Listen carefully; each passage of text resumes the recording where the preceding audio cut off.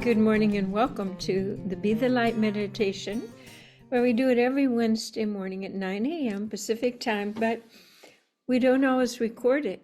Why? Because things come up, changes happen, and I might be on the go and it might not be just the very best transmission or whatever. So today I'm dropping an anchor that we will put this one out. And I'd like to make a focus today around the topic that I'm most fond of and have probably studied the most and focused academically and spiritually, and that's our voice. How important our voice is now in the world, our inner talk, our story about ourselves and our lack of power or tasting new powers. And so it's going to be all about the voice and self-talk and communicating with others and showing up in a new, authentic, whole way that is not just healing, but nourishing. I've often said, if someone says something gently and lovingly of this doesn't seem right, or this doesn't work for me, or actually I'd like to pause and wait and reflect on that or set a boundary, it changes everything. Because as humans, we get used to patterns, and as children, we pretty much just want to be safe and out of the way of trouble with our parents or teachers. And believe me, I know, because in elementary school, I was in trouble in kindergarten, and she told my mom she wanted to suspend me every day. And I remember having to look in the mirror when I was impulsive or did something that the teacher felt was out of control. And we had to look in the mirror. Then we had to go outside and look at the blue door. Can you imagine making a child just stare at a blue door in the cold? So we're correcting things at any age, that it is okay to express ourselves and be who we are and state an obvious truth, even if Ms. Shesky or Ms. Tassielli and various other teachers get ruffled and try to put you in a box and shame you. So I'm sure you've had those situations too. And here we are in 2025, and our voices need to have the courage to override the din of misalignment, misinformation, and dissonance that has the power to disassemble or reassemble anything. Our voices are so powerful. So we're going to talk about some practical things.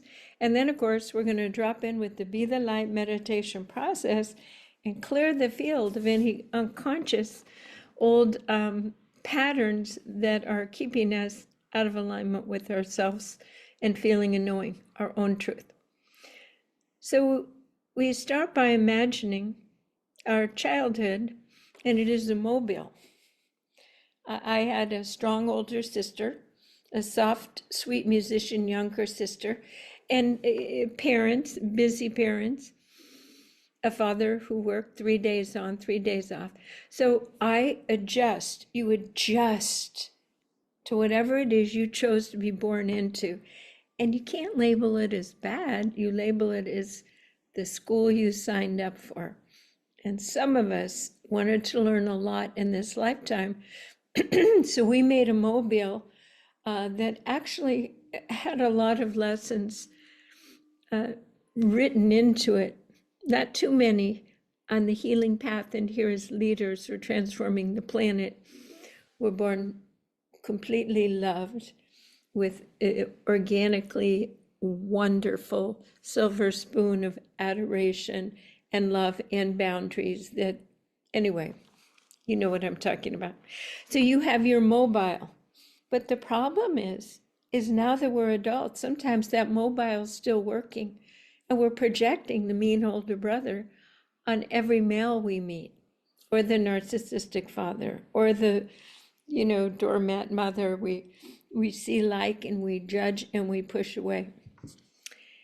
And when we have judgment in our voice, that message that could go land softly and assist a person to ensoul their divinity. Actually, if it has our judgment in it, it comes with little darts and arrows, and it feels like an attack.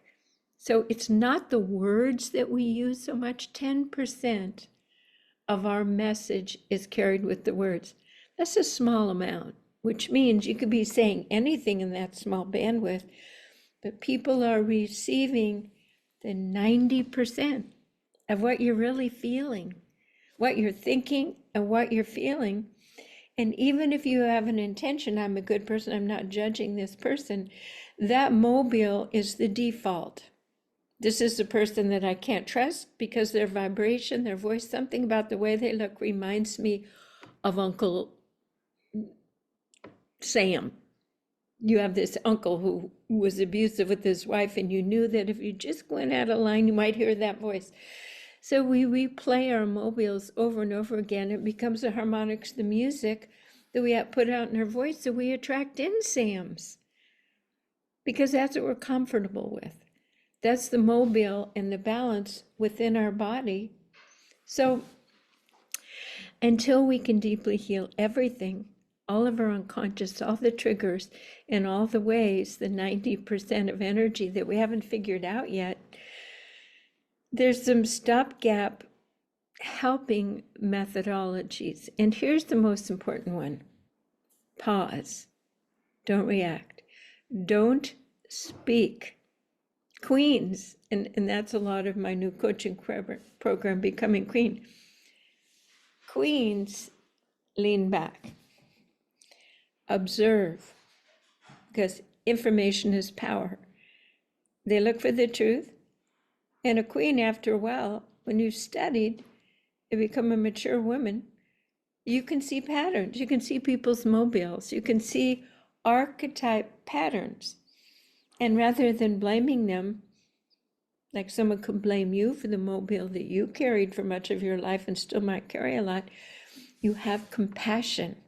Oh my goodness. Look at the mobile, look at the burdens, look at what that person is trying to get up every day with the weight of that horrifically judgmental mother, or the critical brother who he was the star one, maybe you were the black sheep. That mobile that everyone is carrying silently and trying to communicate with you with 10% of their consciousness. No wonder we're a mess. No wonder people are voting people into power that carry a lot of anger and domination is something new. People are tired of themselves. They're tired of not feeling like they're winning. They're tired of feeling like everybody else is suffocating them because they've never balanced themselves and learned the innate power of saying the truth from full consciousness, which is a game changer. So until we get there all together as a team, some of the helping statements again are, let me think about that. Someone gives you an idea, a pressure, a criticism. Let me take that into consideration. That gives you a buffer. We don't need to be so triggered. We don't need to be in other people's angst. We don't need to be in the chaos. We listen to the news, set up a buffer. You call someone who's cranky and their mobile is way out of whack and they're angry and just want to dump on you, set a buffer. After you've decided you really even need to call them. And there's a lot of people we need to keep in our lives for different reasons. So a queen, in her dominion, she holds her space of what she wants to experience, but she is compassionate and listens, and she allows people to have their problems without fixing it or dominating the busy bee, the busy dominating, overreaching mother. She allows people to walk on their journey and to feel the weight of their mobile imbalance and wait till they are ready to reach out and ask for help or some healing have to be ready, because a queen doesn't waste her time giving advice or helping people who want to complete and continue their patterns and stay involved with that. So the first thing is set a little installation. The second thing is pick and choose what you're going to focus on, who you're going to listen to, and how you're going to respond with your precious time and your gifts and your energy. So feel into that. I can protect my own energy field. I can reserve my energy for that which I choose. Not so much deservingness, it's what comes up that your intuition tells you this is mine to do. Why? Because there's lessons for all of us. Sometimes I'll say yes, I'll work with the client, or I'll do this because even though I know there will be discomfort, I know that it is refaceting the diamond, the prism of my innate soul nature that'll be like Windex, sometimes grating like an emery board, refaceting the diamond edges out so I can let more light in. I can be free. So this is discernment. This is very important, to choose what is yours. And sometimes people jump in and say yes, or get into other people's trains and work with their issues, and your mobile just is all thrown out of whack, and you just think this was a mistake. Why did I do this? So the answer is always to have a meditative practice and come back to your own balance, because that's where you get the red light, no, not yours, or the green light, mine to do, mine to experience. I've never been one to duck an interesting experience. Actually, it's written in my human design. The adventurous will try anything once, and other people might think that that's crazy, but we each have our own level of tolerance. And when I was born, my goal was to become fearless. And you become fearless by studying human mobiles and anchoring your own until you become a master of discernment, because information is power, okay? And then how do we get back into our own balance? How do we rework our own mobile when we're out in the world and we're wanting to help, especially if it's our children? I have to be especially careful that I'm not running around and focusing and magnifying energy into my children's energy fields. In that realm, you work with their higher self to say, hello, here's some answers, here's some ideas. Because our role is to gently radiate love and potential for new opportunities unless asked.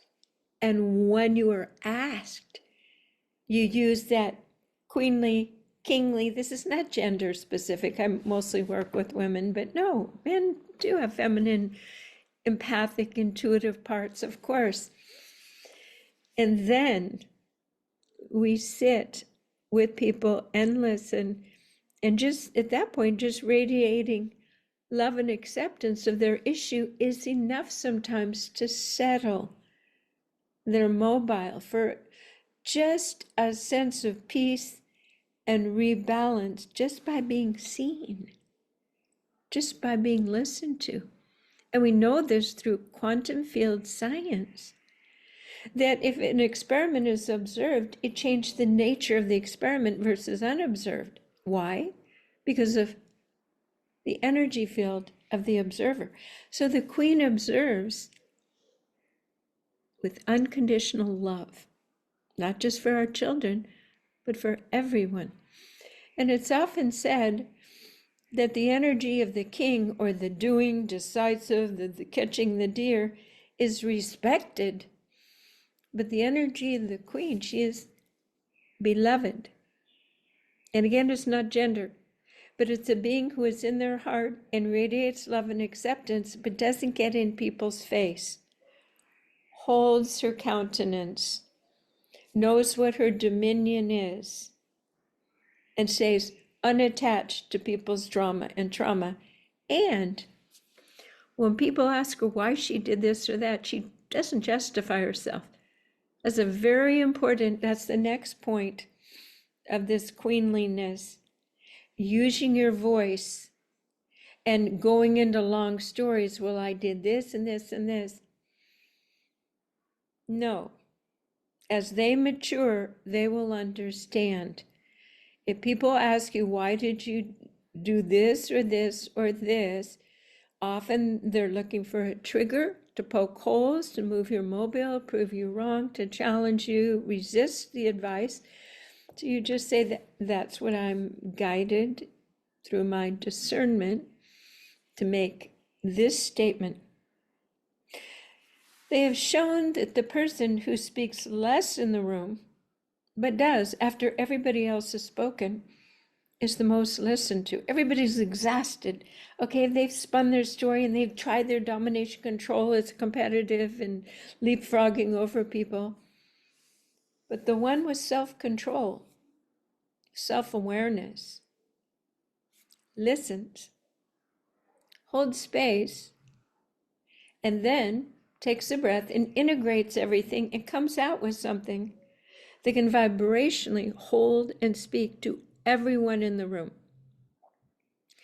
So if you're listening to this and you want more dominion and leadership over your home life, even your own inner speaking to yourself, or out in the world, stand back with posture and be present, and that you are fully listening, digest it, a little bit of insulated space, and then when you're actually giving your message, pausing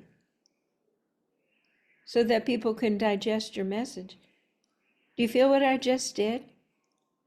I captured your attention even more deeply by giving you breathing space, rather than like this and talking high and doing all this, which jangled your nervous system into spinning.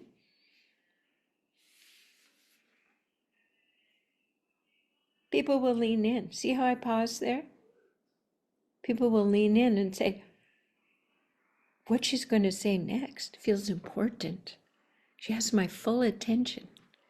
And then you change your voice and you lower the volume. They really lean in. Then they are present and listening to you.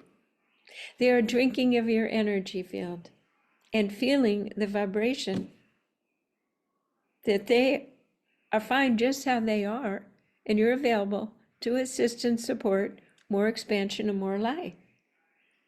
But you're not projecting, I'm the queen and there's something wrong with you, which a lot of healers can begin that and feel separated and feel sad that other people aren't getting it and they're not seeing their services. So each person's on their own journey, they're lovable, you're compassionate. So now let's drop into the Be the Light meditation process, and let's pick one area in your life or one situation where you tend to get a little jangled. Now you've already thought about it, a certain person, or you start thinking about a certain scenario, or it's like your mobile goes like this, and believe me, your voice is not coming from that grounded place of wholeness. So when you are communicating with or about this person, place, or thing, you've lost your grounding. You've stepped out of your queen's throne and you're kind of flailing a little bit. So think about that situation right now. We're going to diffuse it. We're going to take the charge out of it, the inflammatory aspect that gets you out of your seat of power. Take a deep breath through the nose and out through the mouth. I'm going to drop in to the repatterning part. Whatever issue that you thought of and you just chose, believe me, has roots. You've been doing it a long time and you're tired of it. So you want to bring it up into your feeling world. This person, this situation, maybe you've never imagined you could be 100% free. You can. We're going through the Be the Light process now. So this energy, this antagonistic thought that you might even be embarrassed or ashamed of that you still have and you wish you were free. Maybe it's about an ex. Maybe it's about a neighbor. Maybe it's about a sibling. There it is, the elephant in the room that you thought you healed, but there's still, if you have pushback, that's what we're going to work with. So this pushback has an energy form way beyond the face or the situation. And it's been puppeting you. It gets you off your center. So just look at it as a vibrational form. And it has a geometric structure. All energy does. Sound, light, and color. There it is. And so imagine that that form is stuck somewhere in your body.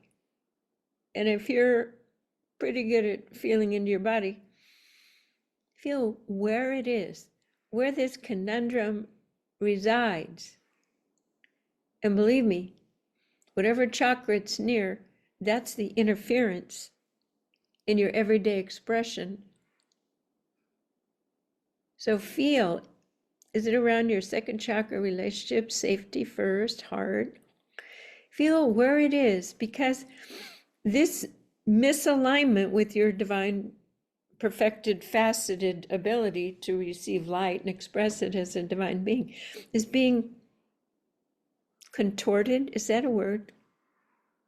Yeah. It's pushing against. It's holding a non-flow place. Just by listening into it and feeling, you might hear the cries of a young child saying, it's not fair. This doesn't feel right. Why don't they love me? Who's there for me? This, it has a mantra. It has a living presence. It's one of the energy balls on your mobile that has been festering. So I'm going to ask you to enter the core of that issue. You don't even have to know when it started, but melt into the absolute core of that geometric structure of this problem and feel that when you first experienced this, you didn't have the wisdom you have now to understand it. You didn't feel safe. So you said, I'm not going to feel this. I'm going to avoid this at all costs. I'm going to create distraction, addiction, all sorts of ways. But notice as you're standing in the middle now, it has no power over you. You see it for what it is. A child attempting to protect itself from something that wasn't in divine alignment with who they really are. Being unseen, being invisible, being hit, whatever it was. So here you are, this courageous adult holding the hand, the shoulders, loving this beautiful little being who now has the power to see all of this for what it is, just little twinkling vibrational lights of energy that created an implanting of a seed in a story in a behavior pattern. And on the count of 3, this little child will blow it all down. Remember that story, blow the house down? So on the count of 3, 1, 2, 3, blow. It's like blowing stars.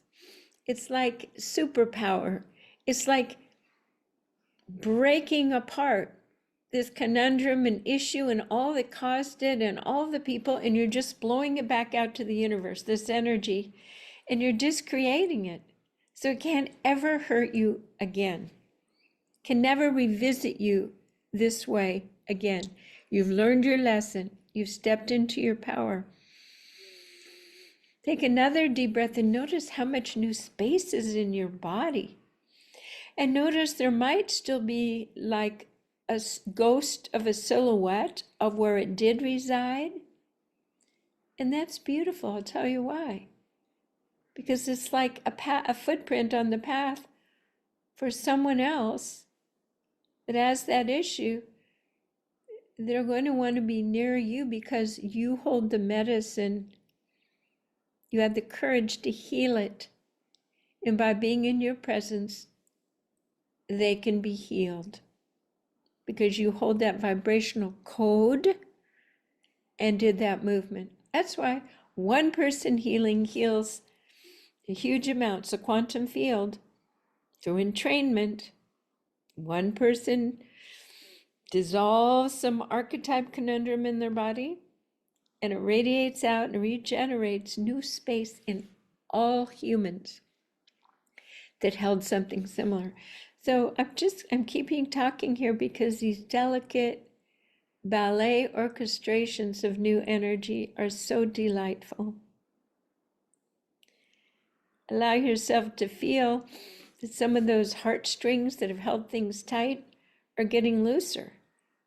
Because there are certain parts of your heart that you stitched together, and now they're getting loose and they're melting like old sutures, and your heart can open even wider through this very simple process. More unconditional love, more allowance, and more presence, and seeing everything and all people with the eyes of the Creator. Ultimate acceptance and allowance. So this simple process can be instituted and activated anytime during your day that you have an instance of a conversation or a challenge. And by creating that installation of, well, I'll get back to you, or let me think about that, and you go through this process, and then you re-engage with yourself, with your partner, with your sibling, with your child, whatever, and you are at a new level of no stickiness, allowance, even maybe a little humor. The dance is over. The drama sticky dance of getting stuck in their mobile with pieces of Velcro on it trying to draw you in. You blew yours off. That story's over. So right now, a lot of us, we wake up at 2 o'clock or 3 o'clock in the morning, and I'll tell you, they're working so hard to clear our decks. But sometimes it wakes us up. There's so much activation because a lot of us, we repeat these patterns, and we need to be cleared to be the leaders and to bring through the light we promised to. So our higher self and angels are assisting us and putting us in these healing chambers to do these processes that we're not conscious of and that we still need. Because the divine plan and the sequential steps of more light on earth is coming through these bodies. These bodies. And because man is so resistant to change and seeing his unconscious problems, we're getting a lot of help right now. And if you wake up in the middle of the night, I'll wake up and suddenly I realize I've had a profound dream. And it applies to a certain time in my life. And this last week, it was the birth of one of my children. It was very high risk. And I was still carrying feelings, fear, and energy, the intensive care, the surgery, the emergency, everything about it was still within me. And so they just actually surgically, carefully, I could feel they were removing that like plastic veil that keeps us from breathing fully. They were removing it.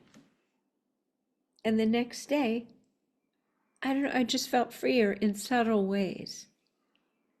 So we're allowing and asking and intending the things we can't even see, that we're not aware of, and they're so subtle and happened before, even pre-verbal. Most traumas become really solid around age 3 or 4. That's what I'm finding in a lot of other healers. But even pre-verbal, not being picked up, not being held, having too much sound, being mishandled or hungry or left to cry, all of that becomes part of our story, our vibrational story. So we're repatterning it with our conscious intention as much as we can. But go ahead and give permission for the higher realms to do the work with you in a way that is safe and in grace for your physiological, emotional, physical systems as well. So we're going to finish this talk, meditation processes this day that we've just accomplished, and put a beautiful golden resilient egg around our entire body. Feel the protection, almost like a embryonic egg, but it's see-through. You still are walking through your life, but you're not as vulnerable. You have a beautiful, resilient protection that allows you to radiate love and let love in, but other people's mobiles stay in their eggs. All right. So that was a talk today that came through me. I'm Jan Jorgensen here at soundandlighthealingarts.com. Thank you.